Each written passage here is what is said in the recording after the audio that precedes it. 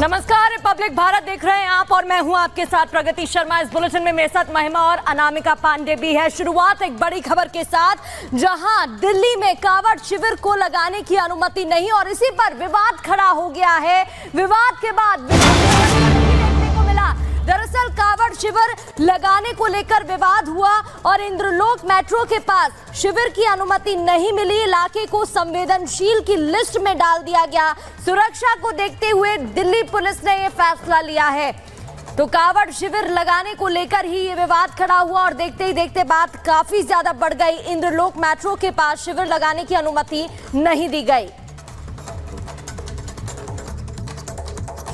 अभी मेरी मौजूदगी इंद्रलोक में है। आपको याद होगा कि इंद्रलोक एक समय काफ़ी सुर्खियों में रहा था और सुर्खियों की वजह थी कि एक विशेष समुदाय के द्वारा इस इलाके को घेर करके यहाँ पे नमाज पढ़ी गई थी और उसके बाद पुलिस की घटना भी आपको याद होगी ही।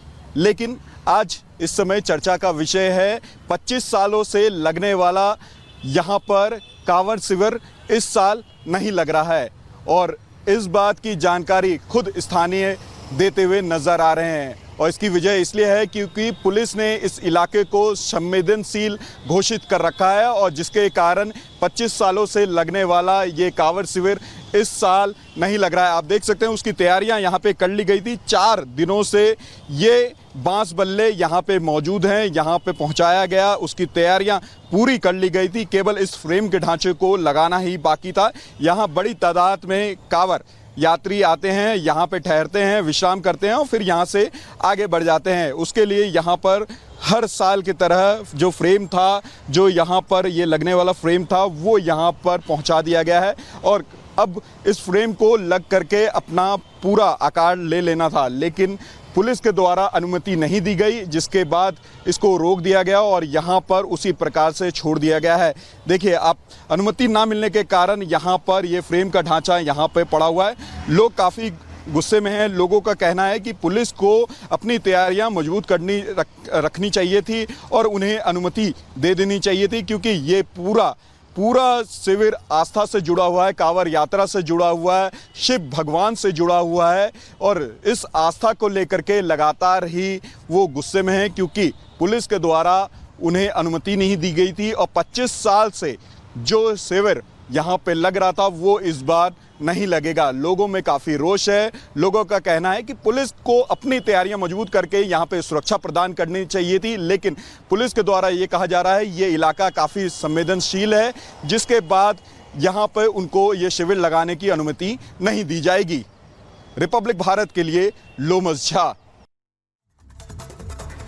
तो दिल्ली से लोमस तस्वीर हमें दिखा रहे थे। अनामिका हरिद्वार से, दिल्ली से लोमस सत्यविजय उज्जैन से इस वक्त हमारे साथ जुड़े हुए मध्य प्रदेश से। पहले लोमस का रुख करेंगे। लोमस, आखिर विवाद किस बात को लेकर है? क्यों नहीं लगा दिया गया शिविर यहाँ पर? बिल्कुल अनामिका, मैं आपको बता दूं कि आपको याद होगा कि इंद्रलोक वही इलाका है जहां पर सड़क पर कुछ लोग नमाज पढ़ते हुए दिख रहे थे और उसके बाद जब पुलिस उनको रोकने की कोशिश करते तो पुलिस के साथ भी वो भिड़ जाते हैं। ये वही इलाका था। हालांकि हर साल वहां पर कांवड़ शिविर लगाया जाता था, लेकिन पुलिस ने उस इलाके को अति संवेदनशील की लिस्ट में डाल दिया है, जिसके बाद ही वो वहां पर शिविर लगाने की अनुमति नहीं दी जाएगी। लेकिन पिछले 25 सालों से वहां पर शिविर लगाया जाता था और जिसके लिए तैयारी भी कर रखी थी। जो आसपास के लोग हैं, जो प्रशासनिक लोग हैं, उन्होंने तैयारी भी कर रखी थी। जो हर साल जिस प्रकार से शिविर लगाते थे, उन्होंने बांस बल्लों को भी वहां पर मंगवा लिया था, फ्रेम के ढांचे भी तैयार कर रखे थे। केवल उसकी अनुमति की, पुलिस की अनुमति की प्रतीक्षा की जा रही थी, लेकिन पुलिस के द्वारा वहां पे अनुमति नहीं दी गई। कहा जा रहा है कि वो अति संवेदनशील इलाका है, वहां पे कुछ भी अनहोनी हो सकती है, इसलिए आपको वहां पर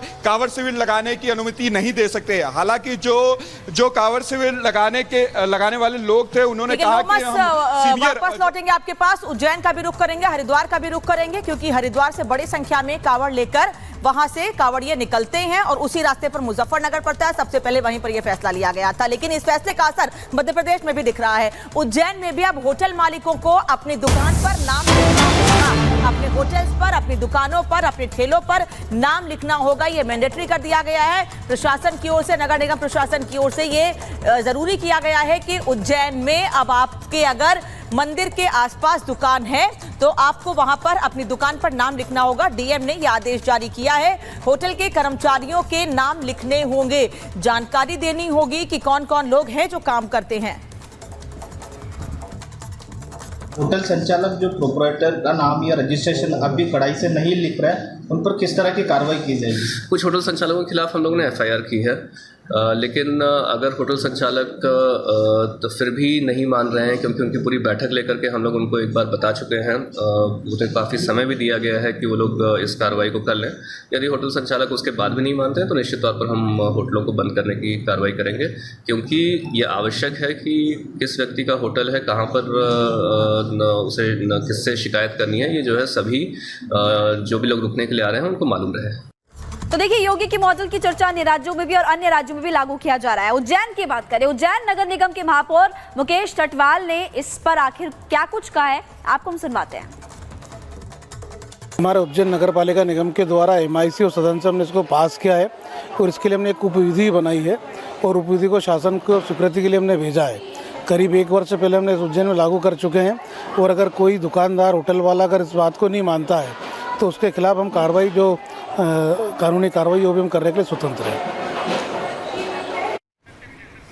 और सत्य विजय लगातार हमारे साथ जुड़े हुए हैं। सत्य विजय, हमने देखा इस पूरे फैसले का असर कैसे देखने को मिल रहा है, चाहे बात उत्तर प्रदेश से लेकर MP की हो, उत्तराखंड की हो या बिहार की हो, अब मध्य प्रदेश में भी इसका असर देखने को मिल रहा है, मांग की जा रही है। आपके पास क्या कुछ अपडेट्स? जी बिल्कुल, देखिए अगर बात की जाए जो उत्तर प्रदेश में जो आदेश जारी हुआ है, उत्तर प्रदेश में जिस तरह से योगी सरकार ने कहा है कि दुकान संचालकों को, होटल संचालकों को अपना नाम और पहचान उजागर करनी होगी, इसका असर मध्य प्रदेश में बिल्कुल देखा जा रहा है। अगर बात करें तो इंदौर से सबसे पहले इसकी पहल हुई। इंदौर के जो बीजेपी विधायक रमेश मेंदोला, उन्होंने मुख्यमंत्री को पत्र लिखकर मांग की कि पूरे प्रदेश में ये नियम लागू कर देना चाहिए। इसके लिए उन्होंने मुख्यमंत्री को पत्र लिखा। इसके अलावा मानली गौड़ जो इंदौर से विधायक है, उन्होंने भी यही जिक्र किया। वहीं उज्जैन की बात तो उज्जैन कलेक्टर भी साफ तौर पर कह रहे हैं कि होटल संचालकों पर कार्रवाई भी की है और आगे भी अगर करेंगे जो इस नियम को नहीं मानता है। महापौर भी इसी तरह की बात को दोहरा रहे हैं। लेकिन देखिए, चूंकि इस पर पब्लिक जो जनता है, चूंकि उज्जैन सनातनी नगरी, यहाँ के जनता का क्या कहना है उनसे हम बात करते हैं। सर, आपसे हम कुछ पूछना चाह रहे हैं। सर, जिस तरह से उत्तर प्रदेश में ये हुआ है कि होटल संचालकों को अपनी पहचान उजागर करना चाहिए, यहाँ पर भी करना चाहिए? मेरे को मालूम कुछ। चलिए, आप कुछ बताएंगे इसमें, जिस तरह से उत्तर प्रदेश में किया गया है कि जहां आप खाते पीते हैं, प्रसाद लेते हैं, वहां उनको अपनी पहचान लिखना होगी, यहाँ पर भी ऐसा होना चाहिए? नहीं, यहाँ तो सब व्यवस्था ठीक ही है। वहाँ पे जैसा है वो तो समय के हिसाब से तो चेंजेस होना ही पड़ेगा।